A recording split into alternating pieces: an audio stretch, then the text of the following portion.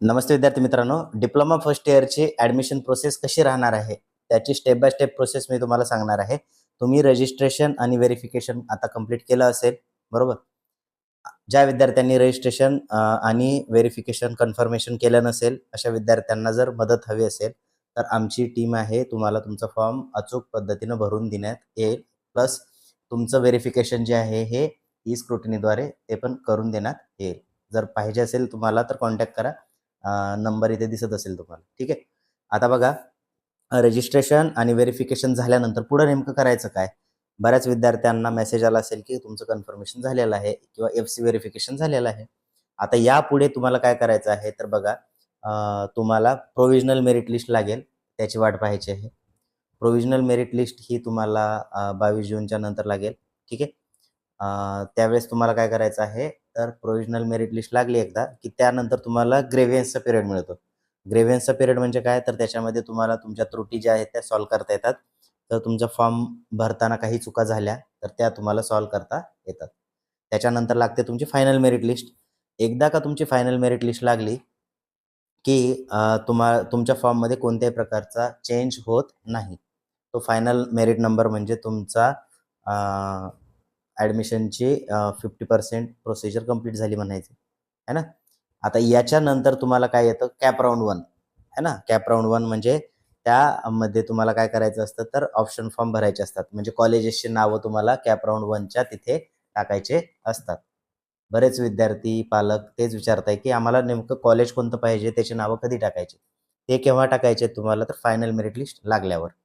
Final merit list लागल्यावर cap round 1 सुरू होईल. त्याच्या पहिल्या याच्यामध्ये ऑप्शन फॉर्म भरायचे तुम्हाला कॅप राउंड 1चे. आता या ठिकाणी तुम्ही किती कॉलेज सिलेक्ट करू शकता, तर त्याची लिमिट नाही आपल्याला. बऱ्यापैकी खूप सारे कॉलेजेस तुम्ही या ठिकाणी सिलेक्ट करू शकता. ठीक आहे.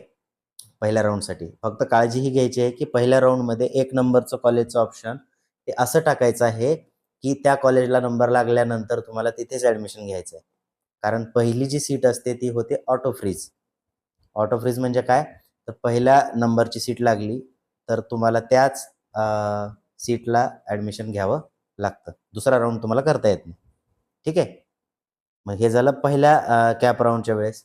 आता असे काही केसेस असतील, की पहिल्या राउंडमध्ये त्या विद्यार्थ्याचा नंबर लागणार नाही. मग अशा विद्यार्थ्यासाठी दुसऱ्या राउंडचं ऑप्शन येतं. मग दुसऱ्या राउंडमध्ये तुम्हाला कॉलेजेसच्या नावं परत टाकता येतात. पहिल्या राउंडमध्ये जे कॉलेजचे नावं टाकले होते, ते सगळे पण चेंज करता येतात, ते पण ठेवता येतात. असे पूर्ण प्रोसेस तुम्हाला करता येते. ठीक आहे. पण ऑप्शन फॉर्म भरायच्या अगोदर एक असतं व्हॅकन्सी सीट मॅट्रिक्स म्हणतो आपण त्याला. व्हॅकन्सी सीट मॅट्रिक्स म्हणजे काय?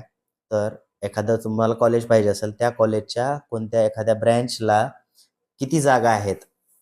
आता जनरली किती असतात? 60 जागा असतात. तर 60 पैकी ओपनसाठी किती आहेत? ओ-बी-सीसाठी किती आहेत? एस-सीसाठी किती आहेत?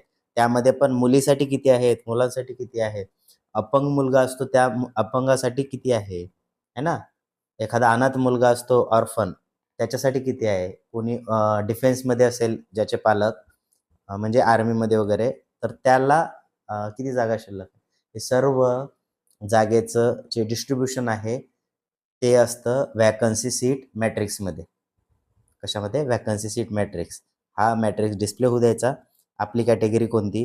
त्या कॅटेगरीला किती जागा आहेत हे बघायचं आणि नंतरच तुम्ही अप्लाय करायचं. ठीक आहे?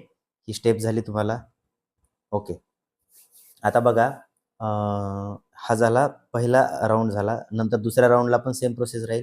परत तिसरा राउंड येईल. तिसऱ्या राउंडला पण पहिल्या 2 राउंडमध्ये जर नंबर लागला नाही, तर ते विद्यार्थी तिसऱ्या राउंडला जाऊ शकतात. तिसऱ्या राउंडला परत तुम्ही कॉलेजेसची नावं टाकू शकता. आता बघा, दुसऱ्या राउंडला पहिले 3 ऑप्शन कंपल्सरी असतात. ठीक आहे. नंतर तिसरा राउंड येतो. तर तिसऱ्या राउंडमध्ये तुम्हाला कॉलेजेसची नावं टाकता येतात. जर तिसऱ्या राउंडमध्ये पण नंबर नाही लागला, तर चौथ्या राउंडला तुम्ही जाऊ शकता. चौथ्या राउंडमध्ये तुम्ही कॉलेजेसचे ऑप्शन टाकल्यानंतर चौथ्या राउंडमध्ये तुम्हाला नंबर लागू शकतो. ठीक आहे. ही प्रोसिजर आहे विद्यार्थी मित्रांनो ॲडमिशनची. ओके. आता बघा, एक गोष्ट लक्षात ठेवा, की ज्या विद्यार्थ्यांचं रजिस्ट्रेशन कंप्लीट झालेलं आहे, व्हेरिफिकेशन झालेलं आहे, अशा विद्यार्थ्यांनी शांत बसून राहायचं. ठीक आहे. आणि ज्या विद्यार्थ्यांचं रजिस्ट्रेशन झालं नाही त्यांनी कॉन्टॅक्ट करा. प्लस काही विद्यार्थ्याचं बघा हे झालं असेल, काय म्हणतो आपण त्याला, डिस्क्रिपन्सी आली असेल, म्हणजे फॉर्ममध्ये त्रुटी आली असेल, तर अशा विद्यार्थ्यांनी पण कॉन्टॅक्ट करायचा आहे सेम नंबरवरती. तुमचा प्रॉब्लेम सॉल्व्ह करून दिला जाईल. ठीक आहे. आय होप तुम्हाला समजलं असेल. तर भेटूया आपण नेक्स्ट व्हिडिओमध्ये. Thank you. आणि WhatsApp ग्रुप जॉइन केला नसेल तर करा. लिंक डिस्क्रिप्शन बॉक्समध्ये आहे. भेटूया आपण नेक्स्ट व्हिडिओमध्ये. Thank you.